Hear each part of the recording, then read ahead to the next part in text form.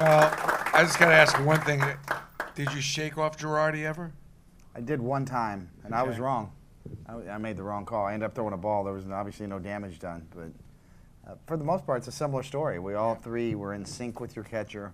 You get a rhythm going, a rhythm and a timing going, and you just roll. You were out till 5:30 in the morning? No, I was not out. I needed sleep. He doesn't need sleep. He only needs about 3-4 hours a night. That's the way he was. So. Then. Now I like 12. Yeah. So what happened for you? You had a good night's sleep? Or? Yeah, it was a day game. The thing about me, and a unique story here that really brings us all together, and people think I went to Point Loma High School, and I kind of go along with it at this point. Tell them that they believe me. I just go along with it. I'm from San Diego. I went to Point Loma too, but these two guys went to the same high school in San Diego. And his was a World Series perfect game, so he's the godfather. Nobody's topped that yet. That's a whole different level. Think about that. And that's amazing. That's a whole different level. Nobody's ever done it. Nobody's come close to doing that in that kind of pressure situation. He was awesome that day. I was on the bench watching him. Wells, such great control. He had unbelievable control. One of the best windups, the purest pitchers I've ever seen. Just strikes right there. He's great to teach little leaguers with his style. My day was Yogi Berra day, so that's why Don and Yogi were in the house that day, and it was 15 years. Yogi had the feud with George Steinbrenner. It went on for 15 years. Yogi's stubborn.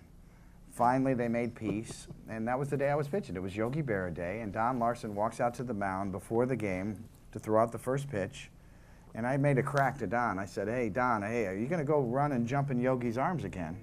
He said, "Hey, kid, you got it wrong. He jumped in my arms." And he boom, threw a strike in there for the first pitch, and I felt about this tall because I got it wrong. I thought I knew a little something about history. I was completely backwards. But it was just remarkable to see, wow, as this game went on, wow, Yogi Berra day. At the end of the day, I threw 88 pitches. Yogi's number was a big number 8 behind home plate, painted behind home plate. So do you believe in the baseball gods? Yes. Makes you wonder, right?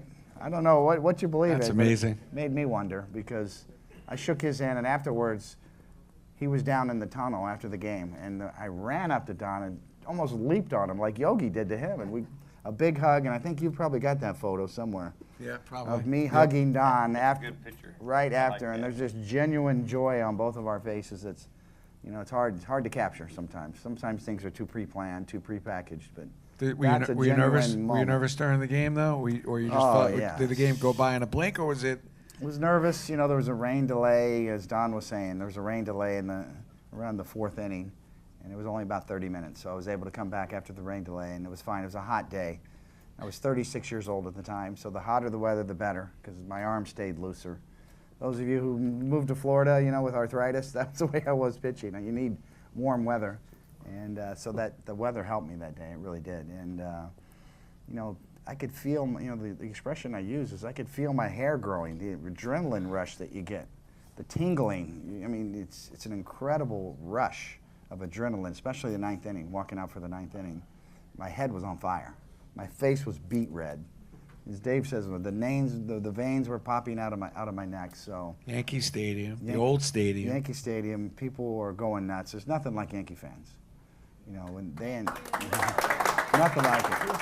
They just understand. They anticipate the flow of the game. They know when you're a part of history. You expect history because there's so much history through the years. From right here, from this guy back in the 50s in the World Series to, Yankee fans are spoiled. You all are spoiled because you've had so many historical moments happen all those years. So, they definitely. I mean, I could feel it's like a pulse. Was there a couple of close plays in your game We both had Chuck Knobloch in our games.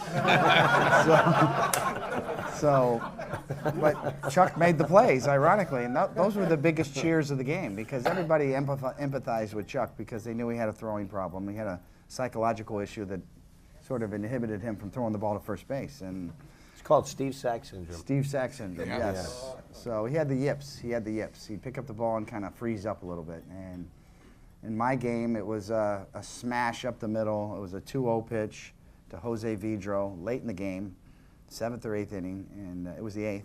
And Chuck ran up the middle, backhanded it, wheeled and threw a bullet strike right to first base. And it by far was the loudest cheer of the day because the fans, once again, the Yankee fans are so knowledgeable of the game, they could feel it. Oh, Knobloch, oh no. Boom, threw a bullet, and the roar from the fans was incredible. In his day too, when Chuck took the the line drive off the chest and recovered and made the throw. So just goes to show you. I mean, the fans to me dictate the nature of the game. New York Yankee fans, they let you know when it's a big game. They let you know what's going on.